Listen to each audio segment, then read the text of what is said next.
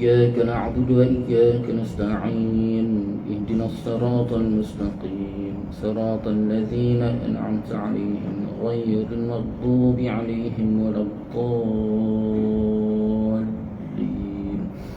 آمين. InsyaAllah untuk menambah baik lagi majlis kita pada petang ni, marilah sama-sama kita berselawat ke atas Nabi sallallahu alaihi wasallam. Semoga dengan kita berselawat ke atas Nabi sallallahu alaihi wasallam, Allah SWT menambah lagi keberkatan, keredaan, rahmat, dan lebih-lebih lagi kita mengharapkan Allah SWT mengampuni segala dosa kita, insyaAllah. Bismillahirrahmanirrahim.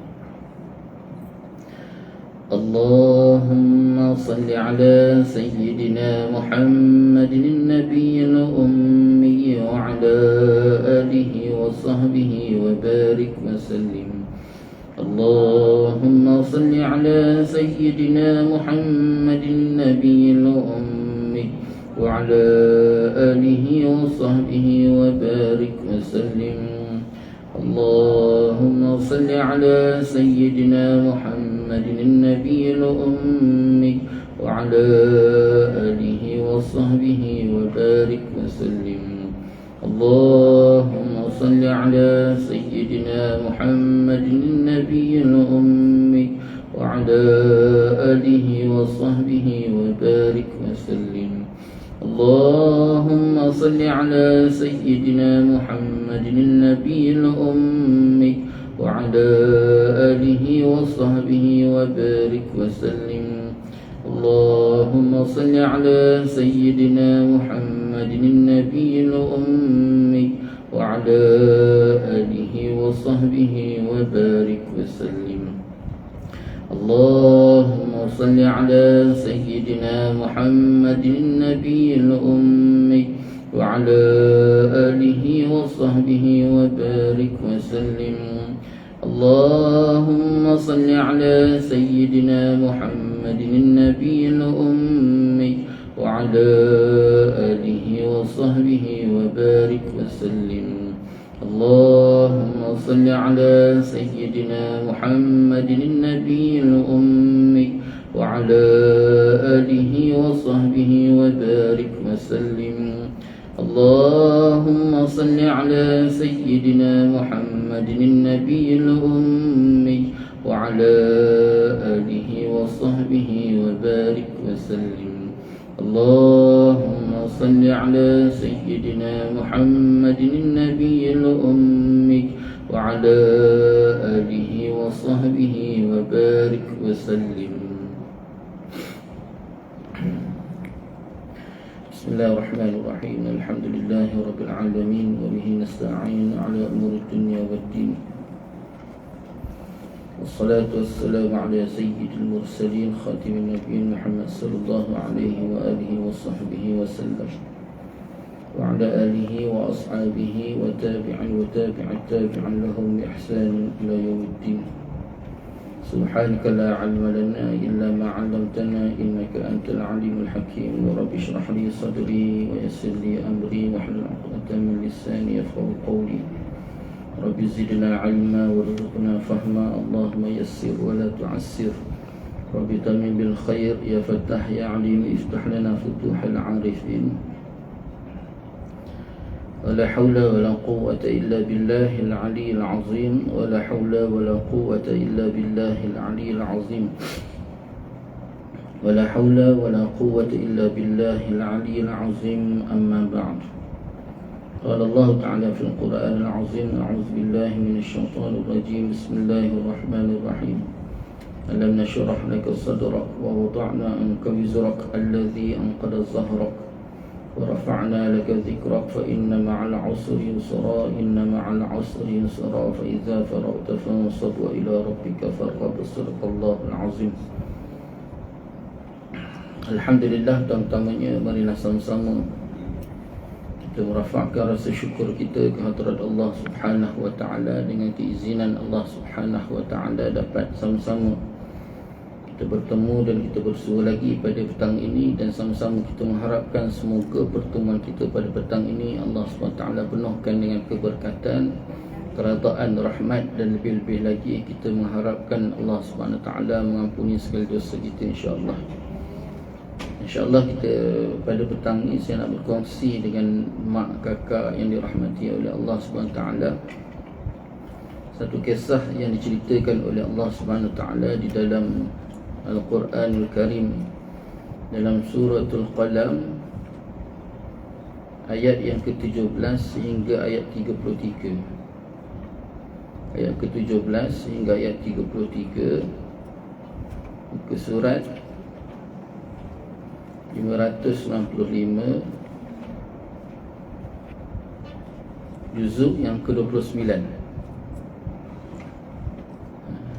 Suratul Qalam, surah yang ke-68, juzuk yang ke-29, muka surat 565, ayat yang ke-17 sehingga ayat yang ke-33. Qala Allah Ta'ala fil Qur'anil Azim, a'udzu billahi minasyaitonir rajim. Bismillahirrahmanirrahim. Inna balawnahum kama balawna ashabal jannati idh aqsamu la yasrimunnaha musbihin. Sesungguhnya kami telah menguji mereka sebagaimana kami telah menguji pemilik-pemilik kebun ketika mereka bersumpah pasti akan memetik hasilnya pada pagi hari. Wala yastathnun, tetapi mereka tidak menyisihkan dengan mengucapkan insya-Allah. Wa tafa 'alaiha ta'ifun min rabbika wa hum naimun. Lalu kebun itu ditimpa bencana yang datang daripada Tuhanmu ketika mereka sedang tidur. Fa asbahat kas-sarim, maka jadilah kebun itu hitam seperti malam yang gelap gelita. Fatanadaw musbihin, lalu pada pagi hari mereka saling memanggil, an yaghdu ala harthikum in kuntum sarimin, pergilah pagi-pagi ke kebunmu jika kamu hendak memetik hasil. Fantalaqu wa hum yatakhafatun, maka mereka pun berangkat sambil berbisik-bisik. Alla yadkhulannaha al-yawma 'alaykum miskin, pada hari ini jangan sampai ada orang miskin masuk ke dalam kebun kamu. Wa ghadaw 'ala hardin qadirin, dan berangkatlah mereka di pagi hari dengan niat menghalang orang miskin padahal mereka mampu menolongnya. Falamma ra'awha qalu inna ladallun, maka ketika mereka melihat kebun itu, mereka berkata, sesungguhnya kita ini benar-benar orang yang sesat. Bal nahnu mahrumun, bahkan kita tidak memperolehi apa pun. Qala awsatuhum alam aqul lakum laula tusabbihun, berkatalah seorang yang paling bijak di antara mereka, bukankah aku telah mengatakan kepada kamu, mengapa kamu tidak bertasbih kepada Tuhanmu? Qalu subhana rabbina inna kunna zalimin, mereka mengucapkan maha suci Tuhan kami, sesungguhnya kami adalah orang yang zalim. Fa'aqbala ba'duhum 'ala ba'di yatalawamun, lalu mereka saling berhadapan dan saling menyalahkan. Qalu ya wailana inna kunna taghin, mereka berkata, celakalah kita, sesungguhnya kita orang yang melampaui batas. Asa rabbuna an yubdilana khairan minha inna ila rabbina raghibun, mudah-mudahan Tuhan memberikan ganti kepada kita dengan kebun yang lebih baik daripada kebun ini, sesungguhnya kita mengharapkan keampunan daripada Tuhan kita. Kadzalikal azab wa la'azabul akhirati akbar law kanu ya'lamun, seperti itulah azab yang telah ditimpakan di dunia, dan sesungguhnya azab akhirat itu lebih besar sekiranya mereka mengetahui. Sadaqallahul azim. Mak, kakak yang dirahmati oleh Allah Subhanahu wa Ta'ala, satu kisah yang Allah Ta'ala datangkan dalam suratul Qalam ni Bagaimana kisah ni Allah datangkan memberikan perumpamaan bagaimana penduduk Mekah yang Allah Ta'ala berikan nikmat yang terlalu besar kepada mereka sehingga mereka kufur pada Allah Subhanahu Wa Ta'ala. Inna balawnahum kama balawna ashabal jannah iz aqsamu liyasrimunnaha musbihin. Diorang ni penduduk Mekah, dengan nikmat yang banyak Allah beri sehingga mereka lalai leka dan mereka enggan untuk menerima dakwah yang dibawa oleh Nabi SAW. Sampaikan Allah berikan gambaran macam sama macam penduduk ataupun mempunyai kebun. Cerita ni Allah Ta'ala gambarkan.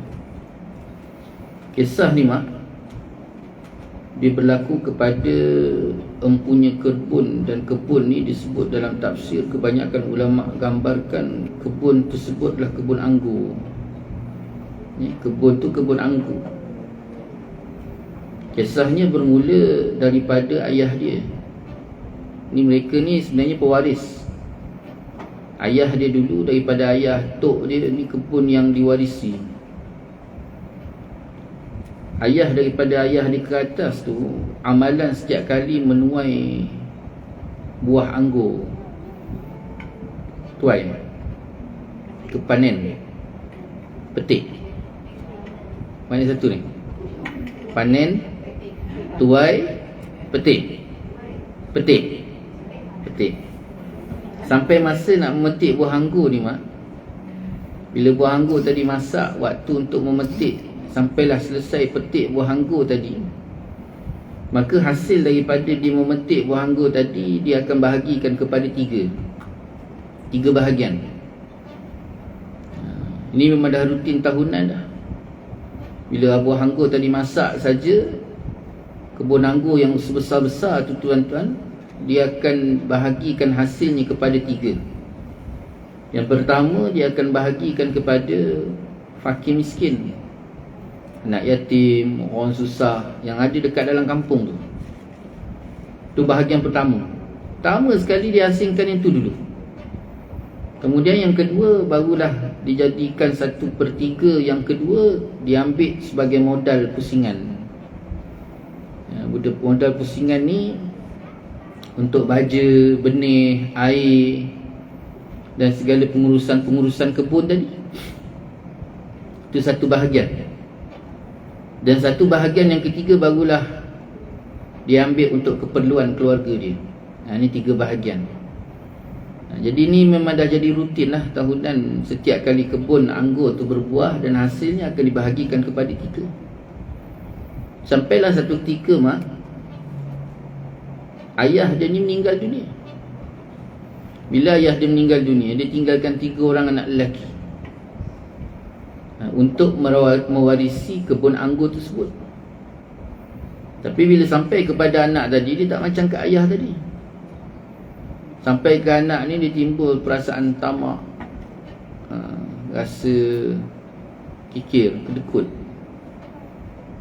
Tamak dengan tangkai jering sama. Tangkai jering ni kedekut. Tamak ni haloba. Senangnya tamak ni haloba, haloba ni tamak.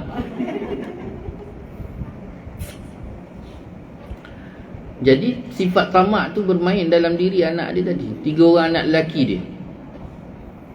Ni Allah Ta'ala gambarkan dekat sini. Bila sampai anak tadi, waktu buah anggur tadi berbuah, jadi petang tu mereka datang ketiga-tiga tadi ke kebun, melihat kebun tadi ataupun buah tadi dah tiba masa untuk dipetik ataupun tidak.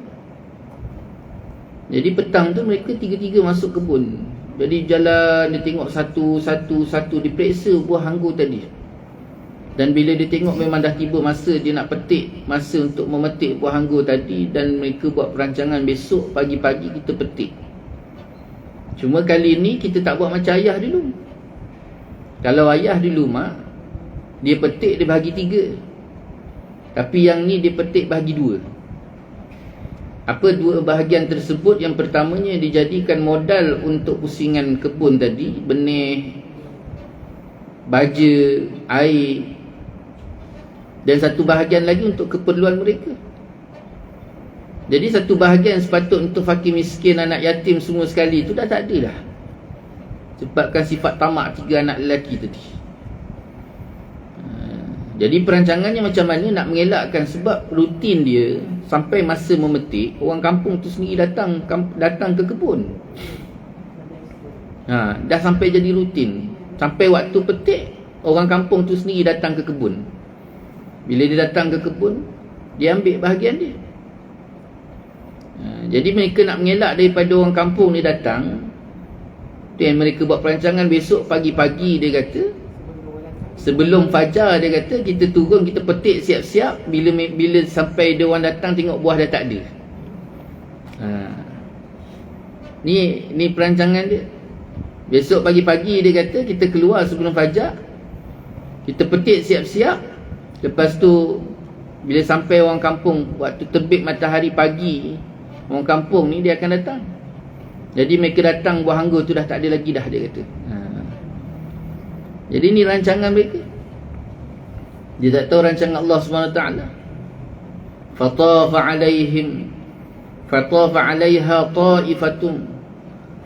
'alaiha ta'ifun min rabbika wa hum na'imun. Malam tu mak, Allah bakar kebun dia. Bukan main-main. Allah bakar kebun dia. Sampai ke Allah Ta'ala kata fa asbahat kassarim. Sampai kebun tu jadi kehitam-hitaman sama seperti malam. Malam tu Allah Ta'ala bakar. Cuba mak bayangkan kebun anggur ni mak. Biasa kan pergi kebun anggur kan kat belakang rumah.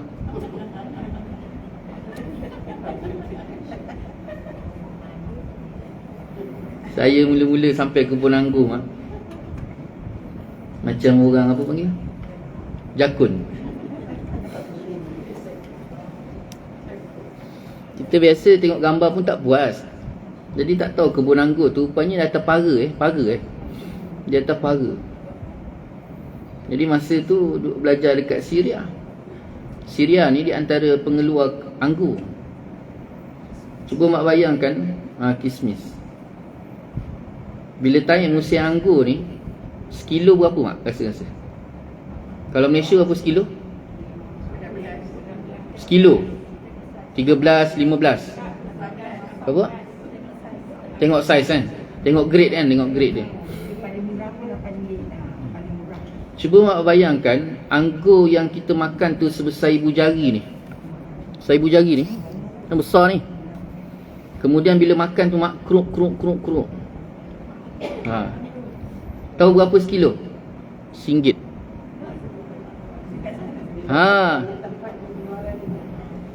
RM1 mak. Padahal kebun tu jauh, bukan di Mash tu dia tak ada anggur. Dia pergi ke Halab, belah hujung sana, musim sejuk. Musim sejuk, musim panas. Dia musim panas kalau tak silap. Anggur ni musim panas. Jadi sekilo tu RM1. Pernah sampai ke muncak tu sekilo tu 20 sen. Syria ni memang di antara syurga buah. Maksud syurga buah ni, buah dia murah-murah. Buah dia murah sangat. Memang duduk sana tu. Itu belum lagi kita sebagai penuntut ilmu. Bumi dia tak besar macam Mekah Ustaz? Tak. Dia bumi dia hijau. Adalah tanah-tanah padang pasir betul tak ada.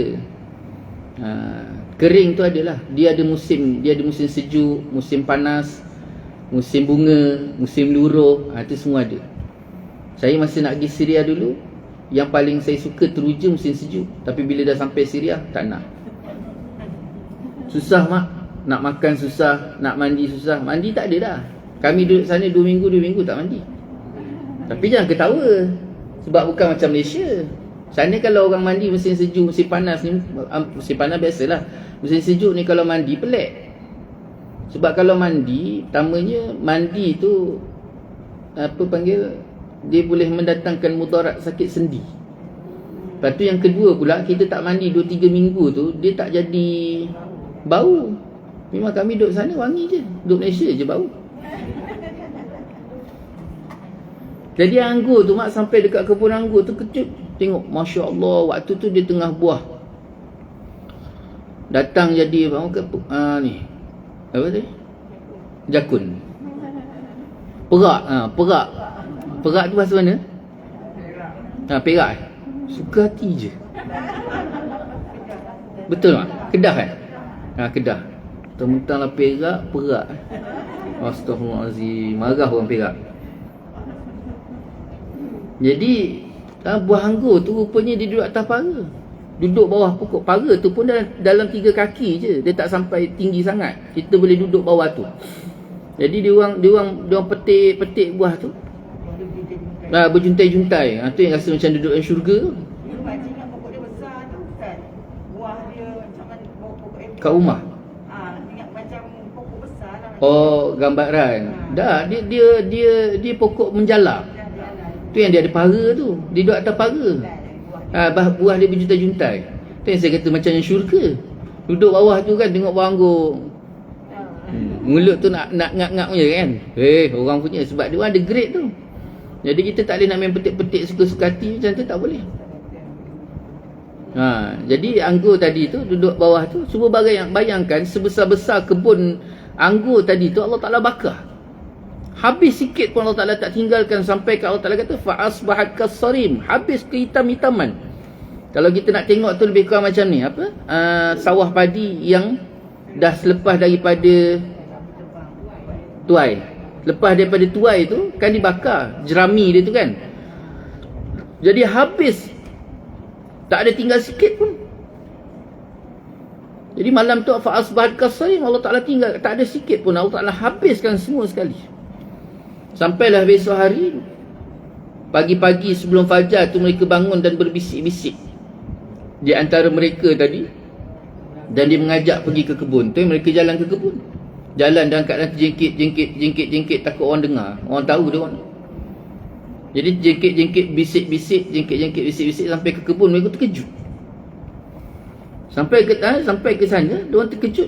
Sehingga mereka kata, falamma ra'auha qalu inna ladallun. Kita ni sesat ni, dia kata. Ni bukan kebun kita. Sebab petang semalam lepas asar mereka pergi tu, mereka dapati bahawa kebun tu dalam keadaan cantik. Buahnya memang tunggu untuk dipetik. Tiba-tiba pagi tu apa pun tak ada. Allah bakar habis-habis. Bayangkan sawah jerami tu daripada sebelum kita tengok kan secantik-cantik dengan padi kekuning-kuningan tu. Tiba-tiba besoknya dah habis petik tu, habis dibakar semua, dah macam tanah gersang dilanggar Garuda. Habis. Tu yang dia kata, kami ni sesat, kita sesat ni. Dia kata ni bukan kebun kita ni, dia kata. Ini bukan kebun kita. Akhirnya sampaikan mereka berbalah. Ketika mereka berbalah tadilah datang salah seorang daripada mereka. Dia kata apa? Kenapa kita ni tidak bertasbih pada Allah? Itu dia kata. Kenapa kita tidak bertasbih pada Allah? Lalu mereka bertasbih. Dan mereka ketika itu bertaubat dan beristighfar pada Allah. Minta ampun pada Allah SWT atas sifat tamak dan lalai mereka tadi. Lalu ketika itu mereka pun berdoa pada Allah SWT. Asa Rabbuna ayyubdilana khairan minha inna ila rabbina raghibun. Diminta pada Allah SWT supaya Allah Ta'ala gantikan satu kebun yang jauh lebih baik. Jadi dengan sebab Allah Ta'ala terima taubat mereka tadi, Allah gantikan satu kebun yang lebih baik. Allah Ta'ala tutup cerita ni kadzalikal azab wala azabul akhirati akbar law kanu ya'lamun. Inilah sedemikian azab. Kalau bahasa kita tu lebih kurang macam ni. Ini baru azab dunia, belum azab akhirat lagi. Azab akhirat ni lebih pedih, lebih sakit. Dunia ni Allah uji kita, ada penyudah, ada kesudahan. Sakit, ada kesudahan. Tak sihat, mati. Kan? Kaya, Allah uji tak? Uji. Sihat, Allah uji tak? Uji. Hidup kita atas dunia ni, segalanya itu semua dalam ujian Allah. Dan apa yang Allah Ta'ala beri pada kita tersebut ada istilah kesudahan. Dan tidak ada satu perkara pun yang terlepas daripada ujian. Baik sama ada Allah uji seseorang itu dengan maksiat, musibah, sampailah kepada ketaatan. Kita solat sujud pada Allah SWT itu pun satu ujian. Orang ada ilmu, Allah Ta'ala uji. Orang jahil, Allah Ta'ala uji. Allah uji seorang itu dengan taat, Allah Ta'ala uji seseorang itu dengan maksiat. Jadi semua ujian. Apa Quran 30 juzuk ujian tak? Ujian. Bukannya satu anugerah. Dia besok anugerah tak anugerah ni mak besok akhirat. Bila sampai dalam syurga Allah SWT ketika itu barulah tu dikatakan baik. Hakikat kebaikan ataupun kebahagiaan yang kejayaan yang sebenar-benarnya. Selagi hidup atas dunia ni, jangan duk kata oh ni anugerah Allah. Tak ada anugerah. Sebab apa? Kita tengok salah satu contoh bagaimana seorang ahli sufi nama dia Al-Lafaf dalam kitab Tanbihul Ghafilin mak. Al-Lafaf sebut Allah binasakan seseorang itu dengan 3 perkara. Allah binasakan, Allah Ta'ala nak hancurkan seseorang tu mak, dia hancurkan dengan 3 perkara. Apa yang dimaksudkan 3 perkara tersebut? Yang pertamanya Al-Lafaf kata iaitu Allah berikan dia ilmu, tetapi Allah Ta'ala tak gerakkan dia untuk beramal. Pertama sekali Allah bagi dia ilmu, dia jadi orang alim, ada ilmu, tetapi tak bergerak untuk beramal. Kita, Allah bagi ilmu yang kita ada tu Allah bagi. Dan juga nak kepada amal tu pula pun atas gerakan Allah. Kalau Allah Ta'ala tak gerakkan, tak beramal kita. Sebabnya lepas je solat mak, kita dituntut supaya berkali-kali mengulangi sebut Alhamdulillah. Sebab kalau Allah Ta'ala tak izinkan kita solat, tak mampu kita nak solat. Semuanya atas gerakan Allah dan atas pilihan Allah. Allah pilih. Sebabnya Allah kata apa? Yang pertama Allah binasakan seseorang itu iaitu dengan diberikan ilmu padanya, tetapi Allah Ta'ala tak gerakkan dia untuk beramal dengan ilmu. Ini yang sangat-sangat ditakuti pada hari ini mak. Banyak tak orang ada ilmu? Banyak. Tapi nak beramal dengan ilmu tak ada. Itu sebabnya penghujung nanti Allah kata apa? Kenapa jadi sedemikian? Semuanya berpunca daripada ketidakikhlasan dalam menuntut ilmu. Imam Ghazali rahimahullah ta'ala digaris pandukan. Dia kata apa mak? Dalam nak menuntut ilmu ni, ada perkara-perkara yang perlu kita lihat dan kita teliti. Niat yang perlu kita jaga.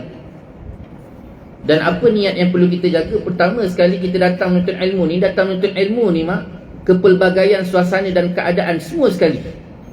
Tak kira lah dia menuntut ilmu dekat masjid ke, surau ke, kuliah muslimat ke, kuliah duha ke, dia pergi kuliah maghrib ke, sekolah ke, universiti ke, pondok ke, dekat mana sekalipun bila kata dia mendatangi ilmu, dia menuntut ilmu, maka ini garis pandu dia, niat yang perlu dia ada. Apa niat dia? Yang pertama sekali kita datang menuntut ilmu ni kerana cari redha Allah. Pertama sekali kita datang menuntut ilmu ini kerana mencari redha Allah. Kita nak Allah redha kita laksanakan atas perintah Allah. Kenapa datang menuntut ilmu? Sebab Allah suruh. Itu bahasa dia. Allah suruh kita datang menuntut ilmu.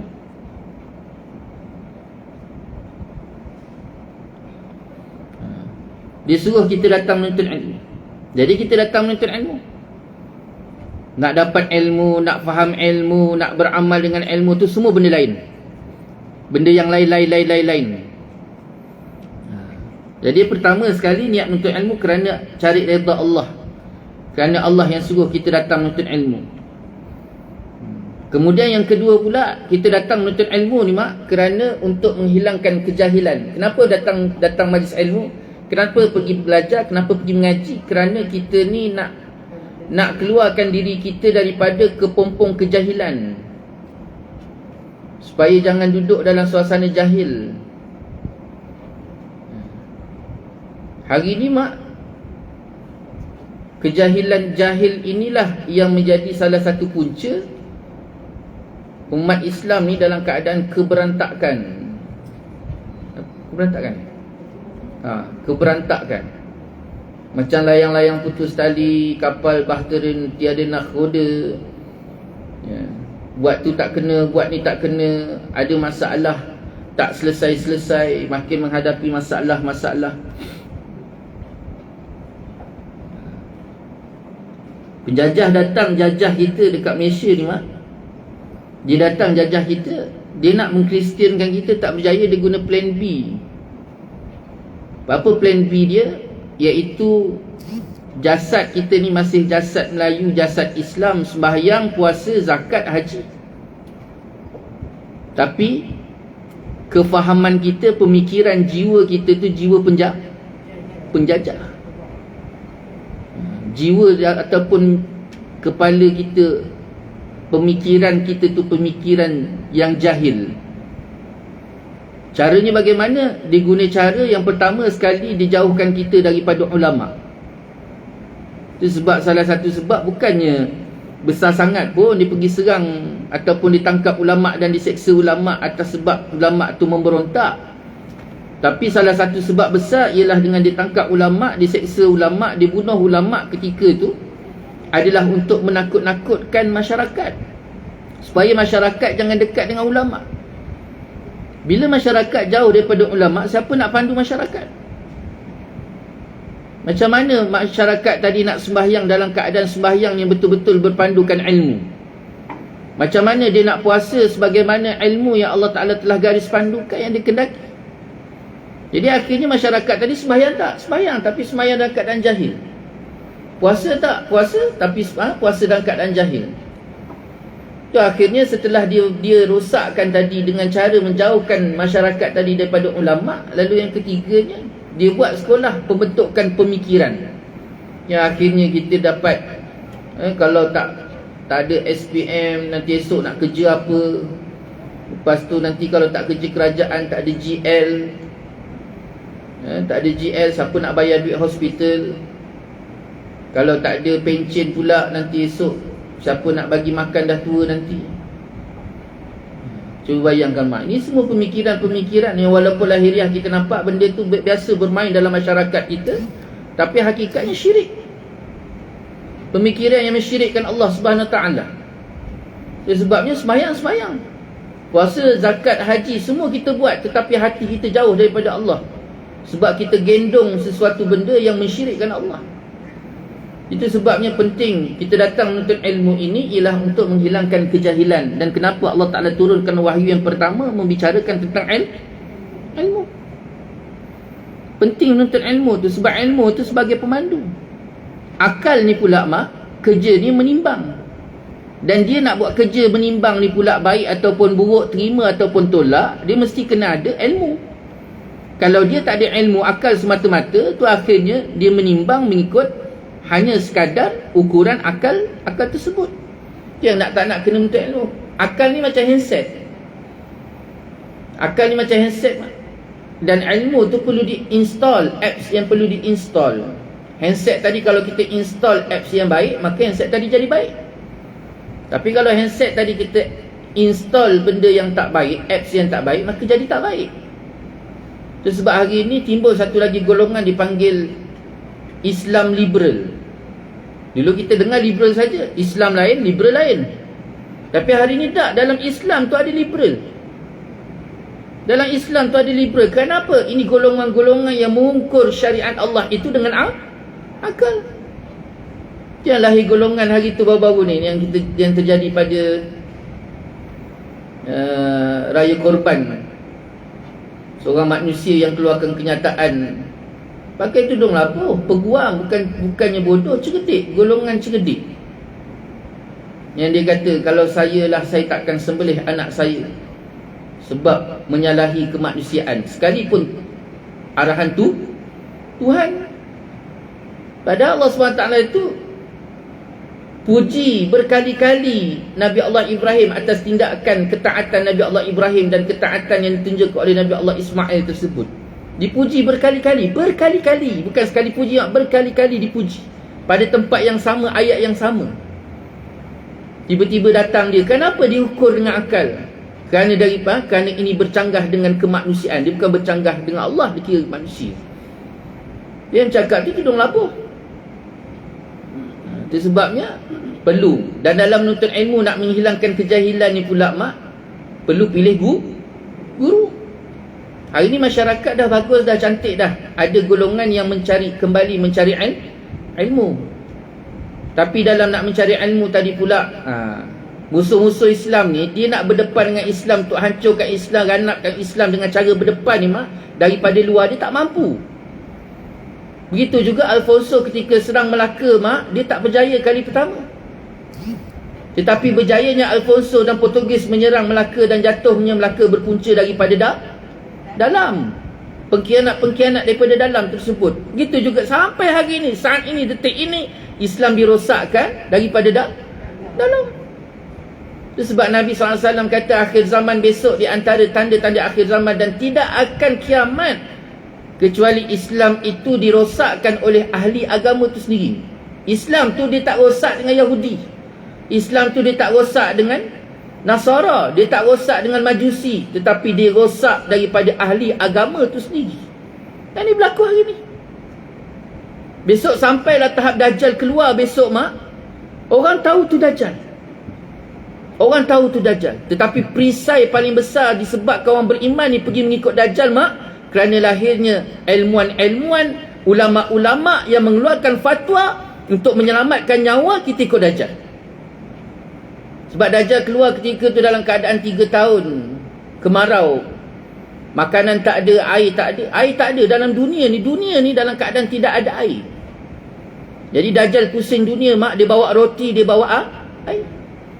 Jadi ketika itulah lahirnya ulama-ulama jahat, ulama-ulama su' yang mengeluarkan fatwa kita boleh ikut Dajjal, kita sembah Dajjal kerana nak selamatkannya.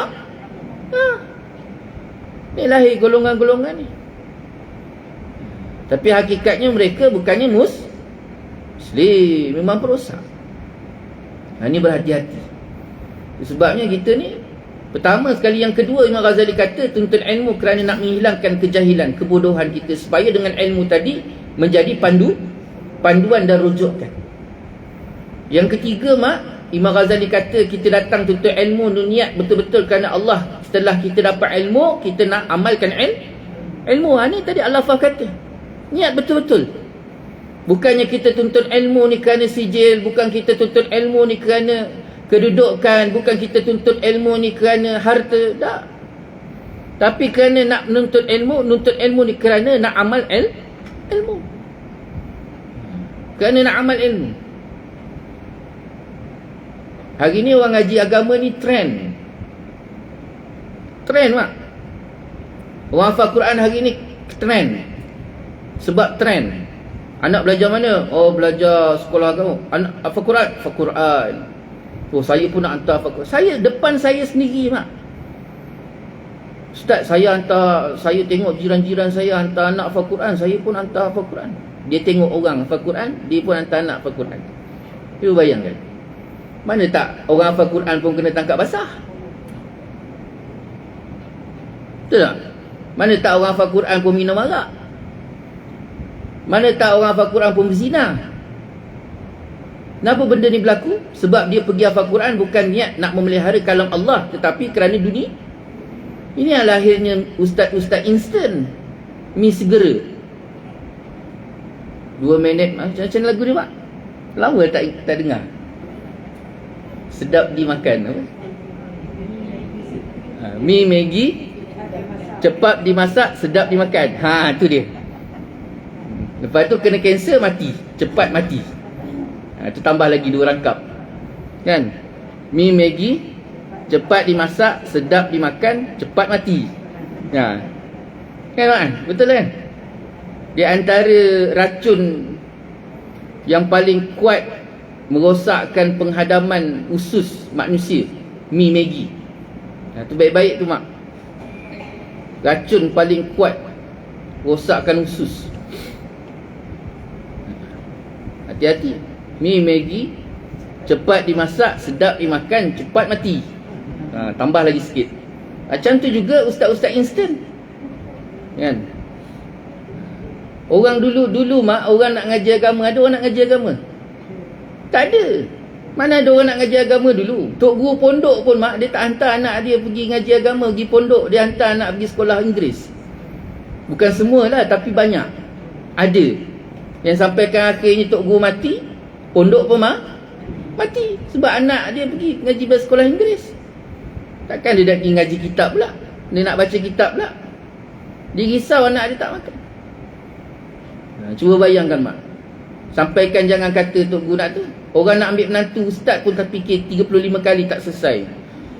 anak perempuan aku makan ke tak? Cuba bayangkan mak.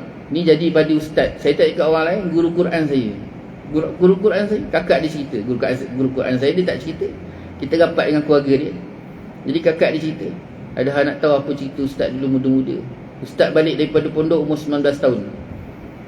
Jadi keluarga dia pula nak jadikan cerita oleh Allah keluarga yang paling susah pula kat kampung tu. Mak ayah dia tori getah. Lepas tu susah sangat. Rumah pun numpang tanah orang.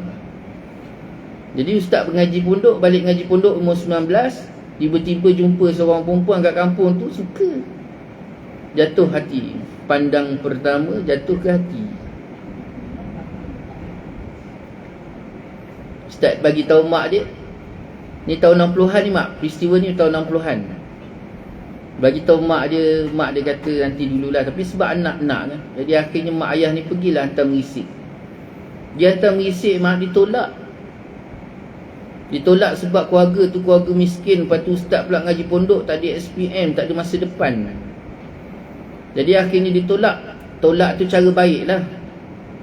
Dah tolak cara baik, alasan mungkin tak bersedia lagi. Tapi nak jadikan cerita oleh Allah, tak sampai seminggu mak, pinangan seorang pegawai bomba masuk ketika tu terus terima kahwin. Jadi ustaz ni punya fras menonggeng, dia bawa hati pergi ke Kuala Lumpur. Ya.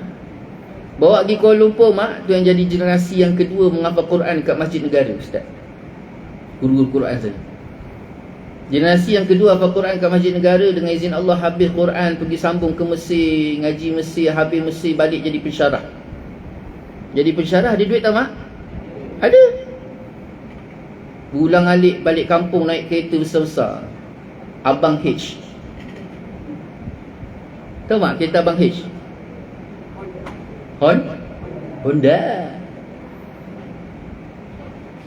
Kawan yang tadi tolak pinangan tadi, ustaz pula bila nak balik lalu depan rumah dia. Jalan besar. Jadi memang lalu dah nak balik kampung tu, balik lalu rumah dia lalu.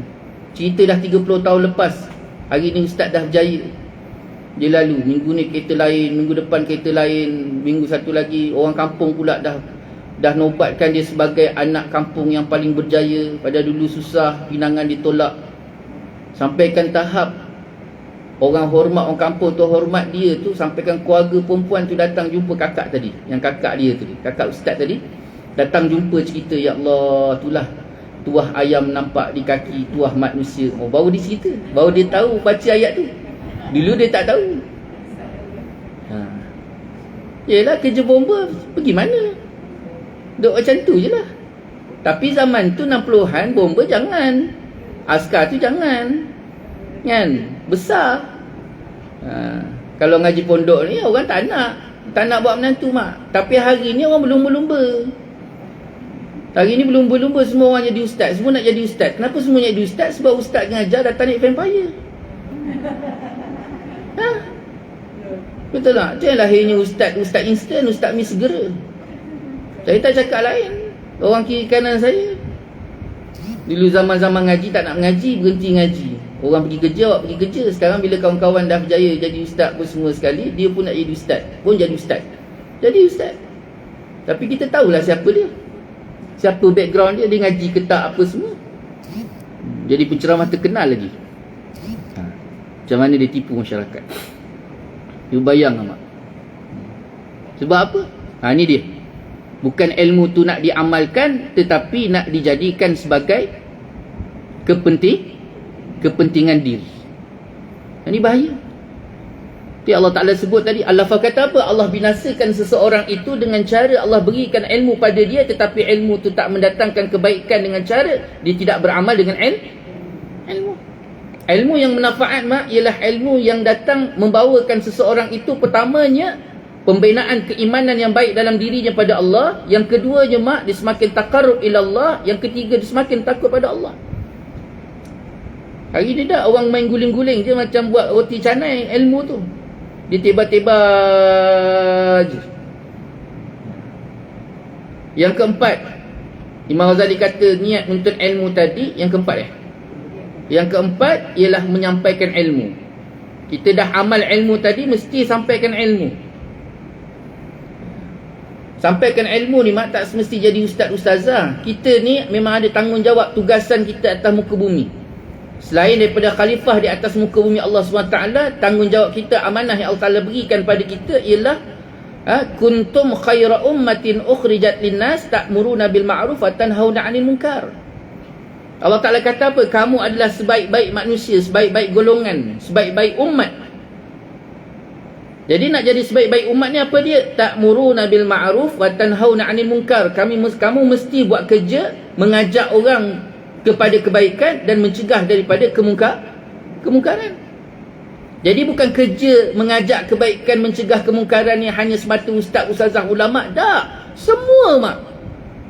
Kita yang dipanggil manusia ni, bila kata manusia je duduk atas muka bumi Allah, ini tugas kita, ni kerja kita, ni kerja buat yang perlu kita laksanakan. Habis macam mana? Tak, jangan tengok tu besar sangat. Tengok pada yang lain pula. Allah Ta'ala sebut, wal 'as innal insana lafi khus illa alladhina amanu wa 'amilus solihat wa tawasaw bil haqq wa tawasaw bis sabr.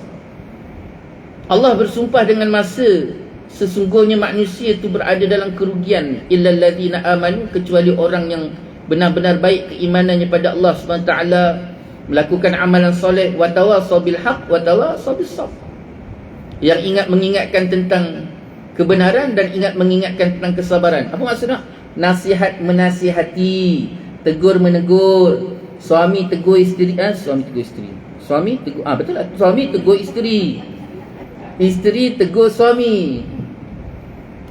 Di petang-petang ni mak dia loading. Suami tegur isteri, isteri tegur suami, mak ayah tegur anak-anak, nasihat-nasihati. Jiran, masyarakat, benda ni perlu berlaku. Dan ini pun telah berlaku. Masyarakat Melayu kita satu ketika dahulu mak dipandang hebat. Macam mana boleh dipandang hebat? Salah satu keberkatan Allah berikan kepada tanah Melayu ni mak, iaitu mereka melakukan kerja-kerja amal ma'ruf nahi mungkar. Anak engkau, anak aku. Anak engkau, anak aku. Pukul 6.30 kita berjalan, kita jumpa anak dia dalam parit mak, kita herit, "Hei, balik. Jangan tak aku belasah kau. Ada masalah tak?" Tak ada masalah. Anak pun balik. Dig. Dia mengadu dengan mak dia, dengan ayah dia. "Mak tahu jumpa pak cik tadi, mak cik tadi, dia marah saya. Bapa ambil pula tali pinggang, dia belasah lagi." Dulu mak. Jangan mengadu. Ngadu lagi kena. Abah tahu tak, mak tanya, "Ni kenapa badan tangan kau ni macam bekas kena rotan?" Padahal dia kena rotan kat sekolah. Kerja sekolah tak siap. Berani tak dia mengadu? Tak, dia tak akan mengadu. Tak, tadi mak tersepit pintu, tersepit kursi, padahal kena rotan. Namun nak kata mak balik, "Mak, cikgu rotan mak." Bukannya mak tu letak ubat, dia tambah lagi. Sini aku tambah lagi. Dulu mak. Anak jadi tak? Tu jadi orang. Sebab kita lakukan nasihat-nasihati, tegur mana? Anak engkau, anak aku, anak aku, anak engkau. Hari ni tak. Hari ni jangan mak. Kita dapat tangkap anak dia mencuri sekalipun mak, dia datang parang bawa serang kita. Jangan hari ni. Benda tu dah tak berlaku. Jangan kata yang luar rumah, yang dalam rumah pun mak. Yang dalam rumah, suami tegur anak, isteri rangsang suami tu. Cuba bayangkan. Pergi mahkamah mak, saman suami sebab suami rotan anak. Ini berlaku. Jangan kata yang luar rumah. Yang luar rumah tu dah satu bab. Yang dalam rumah tu, isteri failkan mahkamah, saman suami sebab suami rotan anak. Masya Allah. Teruk mak. Tu jadi anak rosak. Mak tegur anak, jangan. Bapak tegur anak, jangan mak backup anak depan. Biar salah sekalipun bapak tadi, tetap mak tadi tegur balik bapak tadi, bukan depan tu cara. Kita dulu macam tu. Tu sebabnya malam mak kita, ayah kita dulu, bila time dia nak tidur tu, cicit tu bukan cicit apa, bincang balik, hari ni abang salah, isteri salah, bincang balik, betulkan balik, tak patut rotan, masa itulah kita rasa bersalah apa semua. Tak, hari ni kalau bergaduh tu gaduh terus. Tu bayang teruk rosaknya masyarakat hari tu. Ini penting. Setelah kita menuntut ilmu tadi, kita amal dengan ilmu, Lepas kita amal ilmu, kita sampaikan ilmu. Ni nasihat-nasihati, tegur menegur. Bukan kerja ustaz je, tak. Tegur menegur tadi tu. Di kalangan kita ni, penting. Kenal ke, tak kenal ke, tu tanggungjawab kita, tu tugasan kita. Itu sebabnya, yang terakhir tadi itulah, mestilah disampaikan ilmu tersebut. Jadi al-lafaz kata yang pertama sekali Allah binasakan, iaitu seseorang tu Allah berikan ilmu, tetapi Allah tidak gerakkan dia untuk beramal dengan ilmu. Yang kedua, Allah nak binasakan seseorang itu dengan cara Allah kawankan dia. Dia berkawan dengan orang soleh, tapi dia tak soleh. Dia berkawan dengan orang baik, tapi dia tak baik. Saya berkawan dengan ustaz tu, saya berkawan dengan syekh tu, saya berkawan dengan habib tu. Semua orang baik, orang hebat-hebat, semua dia berkawan, tapi dia tak baik.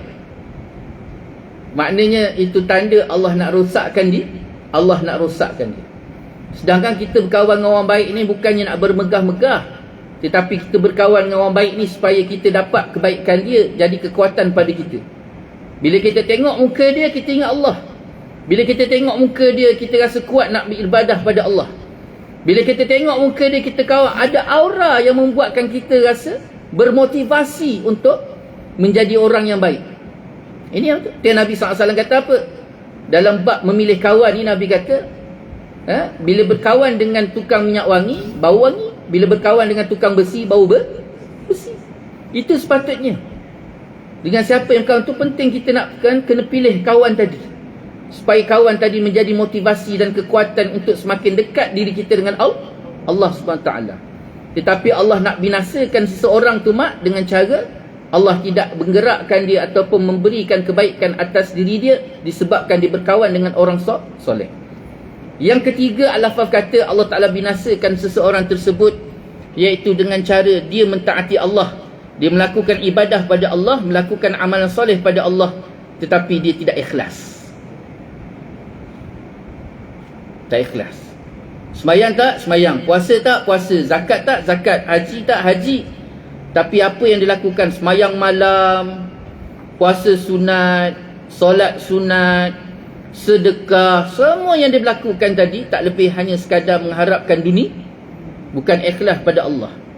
Kita ni wa ma umiru illa liya'budullaha mukhlishina lahuddin. Mesti ikhlas. Apa sekalipun kita buat mesti ikhlas pada Allah. Kerana apa? Lawan ikhlas syirik. Lawan ikhlas riak. Riak ni Nabi SAW sebut seperti syirik.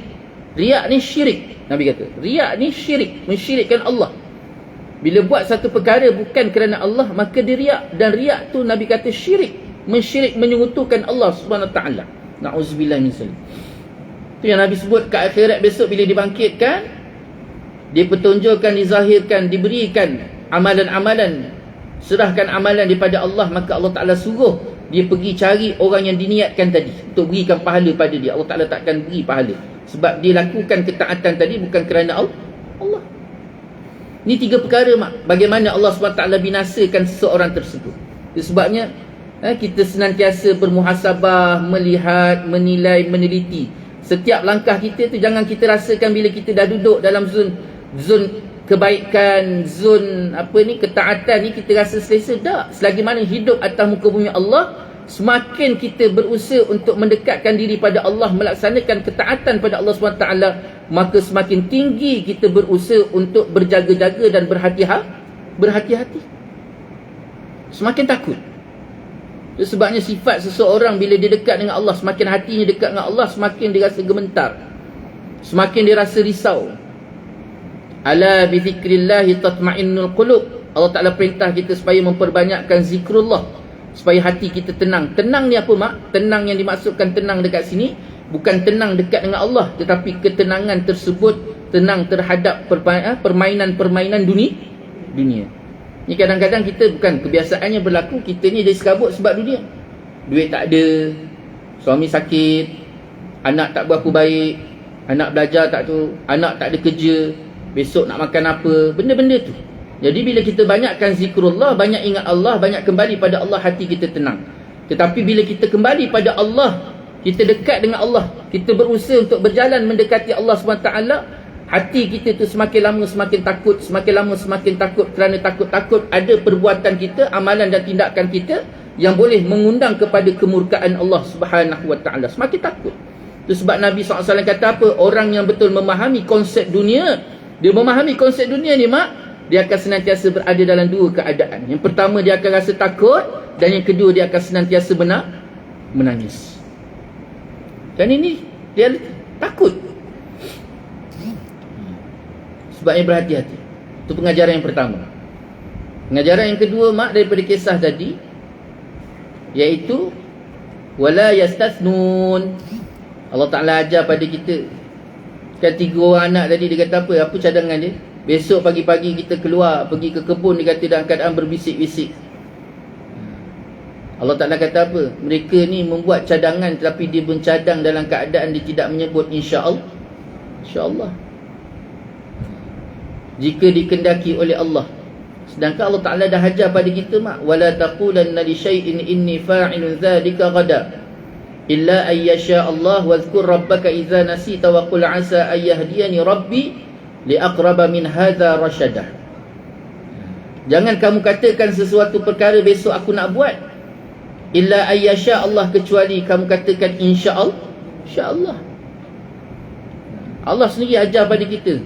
Apa sekalipun ungkapan kita, cadangan ataupun perancangan yang kita nak buat, maka sambut dengan, mulakan dengan insya-Allah.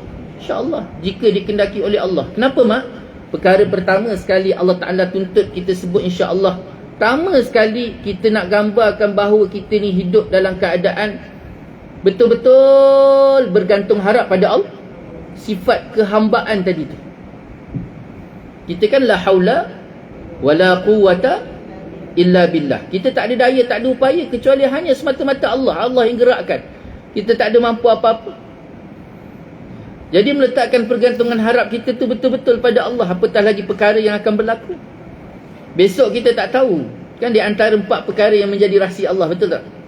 4 perkara yang menjadi rahsia Allah. Salah satu daripada 4 itu ialah sesuatu pada hari esok. Allah Ta'ala sebut hari esok tu kita tak tahu apa yang akan berlaku. Baik tak baik, makan ke tak makan, semua kita tak rasa dalam ilmu Allah. Itu rahsia Allah. Jadi ketika itu tidak ada jalan lain kecuali perencanaan kita itu dimulai dengan insya-Allah. Dan itulah gambaran kita bergantung harap pada Allah. Sifat tawaduk, rendah diri kita kepada Allah Subhanahu Wa Taala, dan menggambarkan sifat kehambaan kita kepada Allah Subhanahu Wa Taala. Ungkapkan. Itu sebabnya Nabi Sulaiman sendiri pun mak diberikan teguran oleh Allah Subhanahu Wa Taala. Kan dia kata apa? Nabi Allah Sulaiman kata apa? Aku nak kahwin 100 orang isteri. Aku nak berkahwin 100 orang isteri, dan aku nak beratus-ratus orang anak, supaya anak aku tadi menjadi tentera-tentera Allah Subhanahu Wa Taala. Bagus tak? Bagus tak niat dia? Bagus. Tapi biarlah Nabi Sulaiman bukan suami saya. Gurau mak, gurau. Jadi Nabi Allah Sulaiman tu mak, dia kata apa? Saya nak berkahwin dengan 100 orang isteri, supaya anak saya yang ramai dengan anak yang ramai tadi, anak tersebut menjadi tentera-tentera Allah Subhanahu Wa Taala. Jadi akhirnya 100 orang yang dikahwin tadi mak, seorang saja yang beranak. Dan seorang yang beranak tu mak pun dalam keadaan cacat. Lalu Allah Ta'ala tegur Nabi Allah Sulaiman. Kenapa jadi semikian? Kerana ungkapan dia tadi tidak mengungkap dengan, ataupun didatangkan dengan perkataan insya-Allah. InsyaAllah. Berapa azan? 4.20